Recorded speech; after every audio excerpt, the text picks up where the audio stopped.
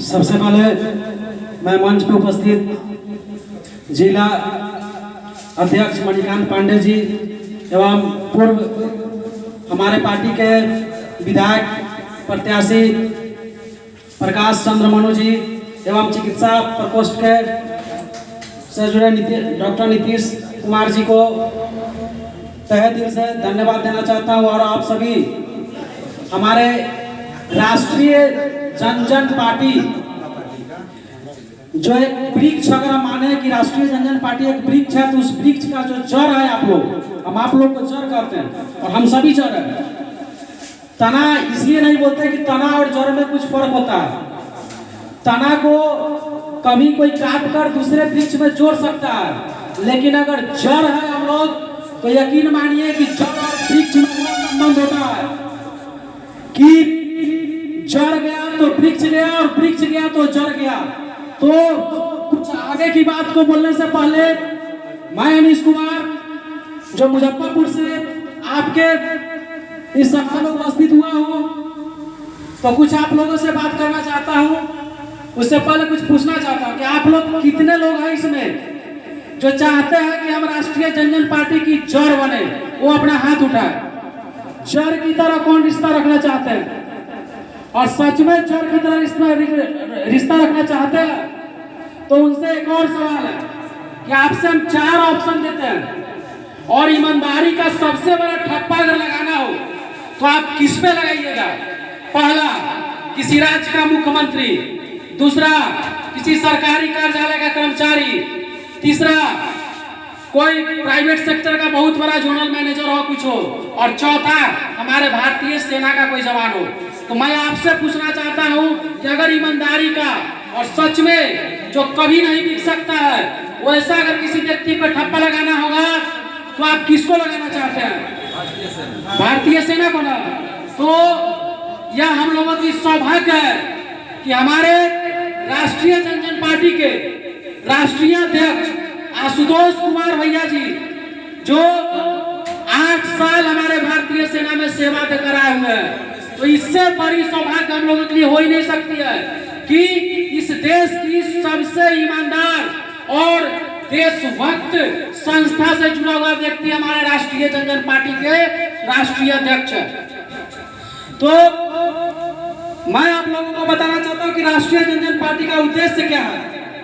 इसका उद्देश्य किसी खास जाति का नहीं है, किसी खास धर्म का नहीं है।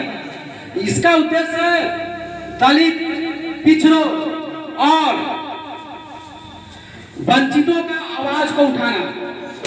तो दलित का मतलब जाति से दलित नहीं कहना चाहते हैं। दलित किसे कहते हैं? मेरा माने तो जो व्यक्ति गरीबी, भूखमरी, अशिक्षा या सभी के दलदल में फंसे हुए व्यक्ति को हम दलित कहते हैं। और पिछड़ा जो व्यक्ति चाहे किसी समाज से आए, गरीबी, शिक्षा और रोजगार या सब मुद्दों के दौर में पीछे रह चुके हुए व्यक्ति को पिछड़ा का उपाधि देना चाहते हैं।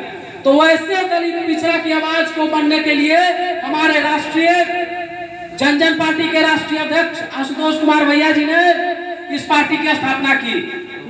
तो यहाँ पे जो हम लोग जुड़े हैं किसी आशुतोष भैया से नहीं जुड़ने किया है, हम जुड़े हैं आशुतोष भैया के विचार से।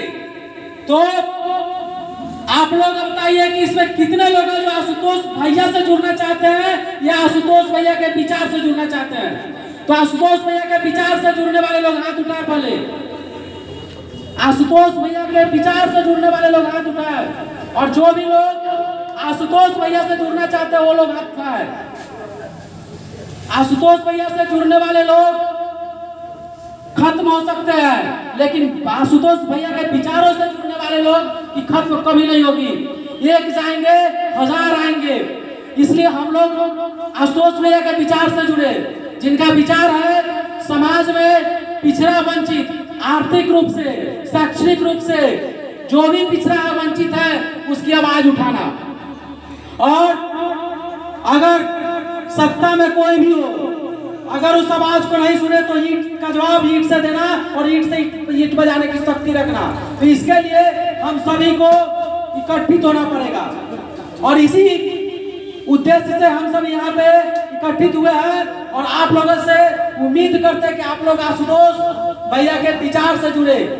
आशुतोष भैया का विचार का अर्थ होता है कि अपना हर चीज छोड़कर, घर परिवार जॉब सब छोड़कर, जो व्यक्ति आपके लिए हमारे लिए सब कुछ त्याग कर दिन भर और रात भर न जाने 24 घंटा 365 दिन फील्ड में घूमता हो, तो एक आशुतोष भैया अगर घूमने लगे तो शायद उनकी संपूर्ण जीवन खत्म हो जाएगी, हर जन जन तक नहीं पहुंच सकते हैं। तो हम लोगों को आशुतोष भैया को विचार का अपने अंदर में लाना है और यही उम्मीद करते हैं। बहुत सारे मंच पे उपस्थित लोग हैं, सभी लोगों को बोलना है, तो यही उम्मीद करते हैं कि आप सभी आशुतोष भैया के विचार से जुड़े और यहाँ से एक नहीं आप सभी आशुतोष बनकर निकले। तो जय आशुतोष, जय राजपा, जय बिहार, जय भारत।